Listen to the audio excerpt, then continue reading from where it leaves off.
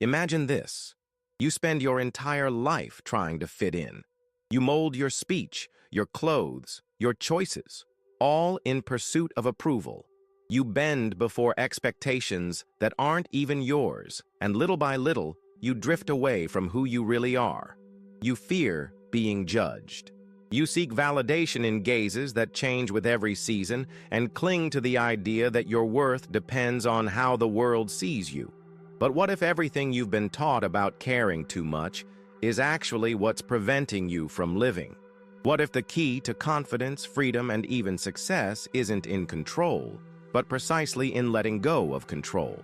Michel de Montaigne, a thinker from the 16th century, explored this paradox deeply. While the world around him crumbled in wars, he retreated to a silent tower, not to escape, but to observe the human soul. His essays didn't seek to indoctrinate, but to liberate, and his philosophy, far from being abstract, is a compass for those who wish to live with lightness, authenticity, and inner peace.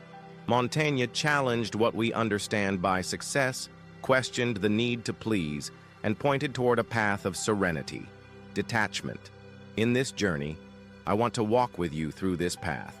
We'll look at the anxiety of pleasing, the fear of failing, the addiction to control, and with Montaigne as our guide, discover what happens when you simply stop caring about what never truly mattered. From early on, I was taught to believe that if I controlled everything, I would be safe. Safe from error, from judgment, from failure, as if life were an exact equation and effort, planning, and worry were enough to keep everything in order. But Montaigne, observing the human condition with serene eyes and without illusions, saw something that few have the courage to admit. Control is, most of the time, a fantasy. I live in a constant attempt to dominate the uncontrollable. What others think, what might happen, how I'll be perceived. And in this Herculean effort, I waste my most vital energy, the energy that could be directed toward creation, presence, love. Montaigne almost died in a horse accident, and this experience confronted him with the absolute fragility of life. He understood that no planning, no precaution, no obsessive worry would have saved him from that chance event. And paradoxically, it was in that moment that something illuminated in his soul. Living is not controlling. Living is accepting the flow. He wrote, "My life has been full of terrible misfortunes, most of which never happened." This simple phrase dismantles an entire modern mentality. How many anxieties do I carry for scenarios that never materialized? How many nights have I lost trying to predict the future or correct the past? How many dialogues have I rehearsed in my mind, hoping to control reactions that never came? The truth is that the effort for control distances me from reality, prevents me from listening to what life is saying now. And ironically, the more I try to hold the reins, the more unstable everything seems to become. Montaigne invites me to look at this obsession with tenderness and then gently let it go. Because life, in its essence, is not a machine to be operated. It's a living organism, full of surprises, and it only flourishes for those who have the courage to dance with the unpredictable. There exists an invisible force that silently guides many of my steps, the desire to be accepted. Since childhood, I learned that approval is reward, a look of pride, a compliment, a nod of belonging. And so, little by little, I began to build my identity around what pleases others. But Michel de Montaigne observed with cutting precision that this path leads to an inner labyrinth, because when I live in function of others' acceptance, I lose contact with what is truly mine. He wrote to understand himself, not to convince. He didn't seek applause, but authenticity. And perhaps that's why his texts resonate so deeply even today, because Montaigne had the rare courage to think for himself in a world that screamed for conformity. The search for validation is subtle, almost imperceptible. It's in the choice of clothes, in the omission of an opinion, in the constant adaptation to the environment. I don't want to bother, I don't want to disappoint, but by avoiding others' discomfort, I place myself in a prison. And the most tragic thing is that this validation, when it finally comes, doesn't satisfy me because it wasn't directed at my true self, but at the mask I wore to be accepted. Montaigne proposes another path, to know yourself so much, to accept yourself with such completeness, that others' opinions lose the power to hurt or shape. He invites me to ask myself, who am I trying to please and why? How many decisions in my life, professional, emotional, existential, were made out of fear of judgment and not out of true desire? When I stop seeking acceptance everywhere, I discover something rare and precious, self-acceptance. And from there, relationships become more honest, decisions lighter, and life more quietly mine. Contrary to what many think, detachment is not coldness, not indifference, apathy, or escape from life. Detachment is clarity. It's the wisdom to distinguish between what deserves my energy and what merely consumes me. It's knowing how to let go, not because I don't care, but because it's no longer worth holding on.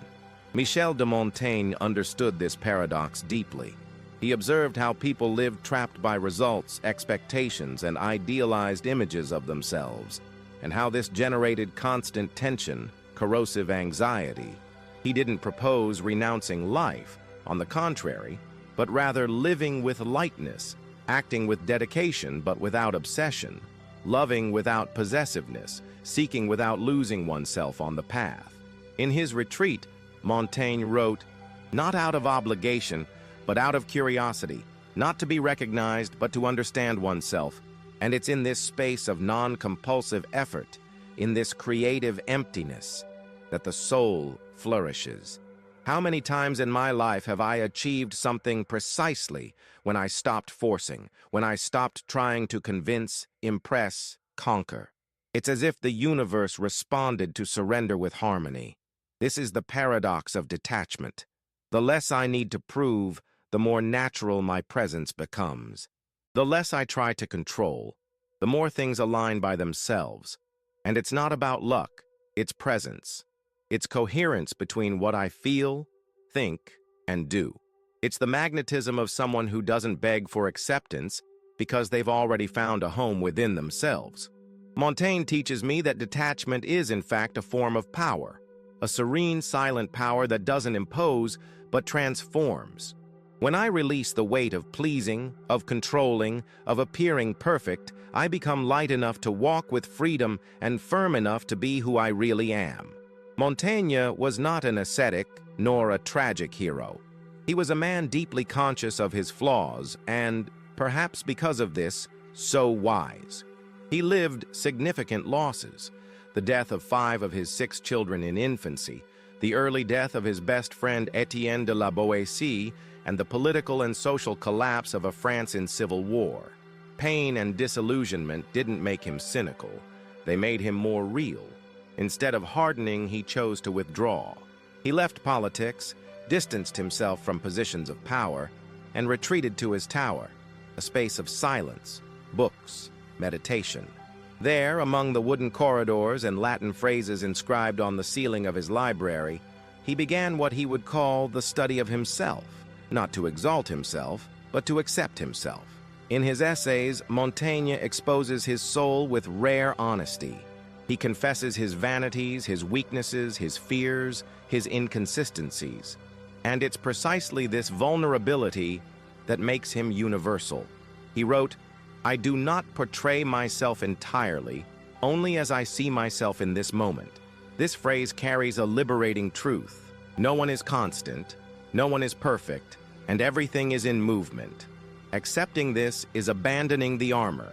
It's stopping the performance of an ideal version of myself to finally inhabit my own humanity.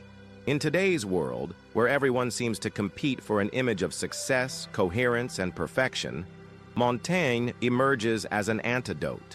He reminds me that being human is contradicting oneself, that changing one's mind is a sign of inner life, and that accepting imperfection doesn't weaken me, it liberates me.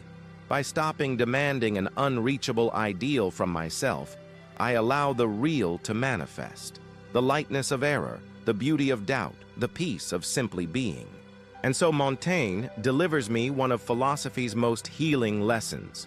Wisdom is not born from perfection, but from intimacy with one's own imperfection. If there's a field where detachment reveals its true strength, It's in human relationships. Montaigne, with his deep and disillusioned gaze, observed how we become hostages of each other, not out of true love, but out of fear of rejection, loneliness, of not being enough. How many times have I tried to mold someone in my image? How many times have I been frustrated because the other didn't meet an expectation they perhaps didn't even know existed? The philosopher understood that relational suffering doesn't stem from differences between people, but from our attempt to control, imprison, correct. In his work, he wrote tenderly about his friendship with La Boétie, a connection that didn't demand, didn't charge, simply was. Friendship free from possessiveness was, for Montaigne, a revelation of what's possible when you love someone without trying to possess them. He proposes a rare ideal to me, relationships based on presence, not on demands, on surrender, not on dominion. And here's the paradox. The more I try to hold on to someone, the more they escape. But the more I allow the other to be, the more they choose to remain. Freedom in relationships doesn't mean absence of bond, but the refusal to transform the other into a mirror of my insecurities. Montaigne teaches me that the true encounter between two souls happens when both walk side by side, not out of obligation, but by choice. And this freedom is magnetic. It generates respect, admiration, depth. It attracts not by force, but by lightness, not by control, but by authenticity. Let me ask myself, how many of my relationships are based on the fear of losing rather than the joy of sharing? The answer might hurt, but it can also liberate.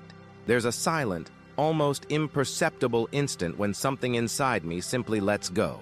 It's not giving up. It's not weakness. It's a type of wisdom that doesn't come from reason, but from sacred exhaustion. It's the moment when I realize I can't control everything, that I don't need to prove myself all the time, that carrying so many worries makes no sense at all. Montaigne knew this moment well, and it's from there that his philosophy flourishes. Surrender not as renunciation, but as reconciliation with life. He didn't propose passivity, but action free from anguish, an engaged life, but unobligated to guarantees. He understood that there's a deep peace that only emerges when I stop resisting the impermanence of the world.